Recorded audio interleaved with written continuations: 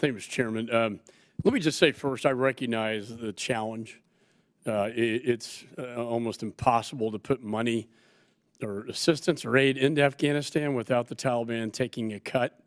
They are de facto in operational control, along with some factions of Al-Qaeda. And I sincerely appreciate the how difficult this mission must be. But Mr. West, the Special Inspector General for Afghanistan testified before this committee that the State Department is, quote, the least cooperative that he has seen in his 12 years.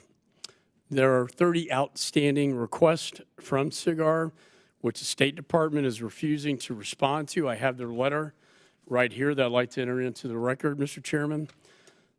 Some of these requests are over a year old, and half of them are simple document requests, which the State Department could easily fulfill today. Will you commit to this committee and to SIGAR to respond to these 30 outstanding requests this month? Thank you, Mr. Chairman. I had a chance to sit down with Mr. Sopko last week, and we talked about the continuing cooperation of the State Department with SIGAR.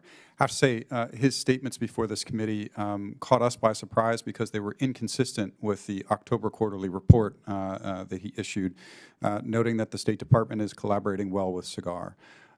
What I'd tell you is that between August 2021 and today, we estimate that roughly 13,000 staff hours have been devoted at the State Department to cooperating with SIGAR.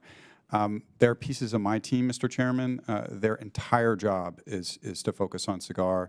There are elements of other parts of the Bureau whose entire job is focused on supporting the work of SIGAR. So it's incredibly time-consuming. We respect the oversight role that SIGAR has, and we'll continue to work closely with them. As for the specific 30 outstanding requests, I wish I had looked at them before this hearing. I'd be happy to take a look at them personally. Well, I would encourage you to. Probably should have done your homework on that, but I would ask you to respond to that, though. If you would respond to me and the committee with respect to the 30 outstanding requests, that would be helpful. Secondly, as you know, this committee is investigating the disastrous withdrawal from Afghanistan. We've had now a very, got the number of transcribed interviews, but there's quite a few. Some have to do with the Doha Agreement itself. I know you were involved with that, Mr. West, with Mr. Khalizad, or you were actually deputy to Khalizad, is that correct? I was not a part of negotiating the Doha agreement. You're not part of the Doha? No, that was the last administration. I started the day after the president was inaugurated. Well, we've heard testimony that while there were conditions attached to that agreement, that the president decided to withdraw those conditions from the Doha agreement. Do you know anything about that? I know there was a lot of back and forth between the staff of the State Department and this committee before this hearing. I'm hoping we focus today on U.S. policy toward Afghanistan following the withdrawal, as is consistent with the title of the testimony.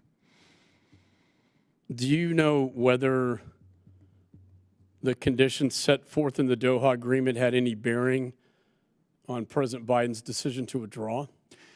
Mr. Chairman, I know there was a lot of back and forth between the staff of the State Department and this committee before we sat down today. It's really our hope to focus on current U.S. policy vis-a-vis Afghanistan and not the withdrawal. Well, it's a duty of this committee to look at oversight as to past policies of the State Department when it came to the withdrawal from Afghanistan, which then led to aggression from Russia, China, and Iran. Did you have any discussions with Zal Khalizad about the Doha agreement? I'm very hopeful that the bulk of this hearing will focus on I'm asking you US if you policy. had any discussion. But I'm happy to answer your question. Did you? So you know, of course, the Doha Agreement came up during the first 8 months of my time in this job, in my former title as the Deputy Special Representative. So the answer is yes, you did. Maybe you can provide. My time's going to expire. Provide to me a summary of those discussions, and then perhaps we will meet with you separately on this matter. But lastly, did you have any discussions with either Mr. Sullivan, Jake Sullivan, or the President of the United States regarding the Doha Agreement pertaining to the Taliban? No. Okay.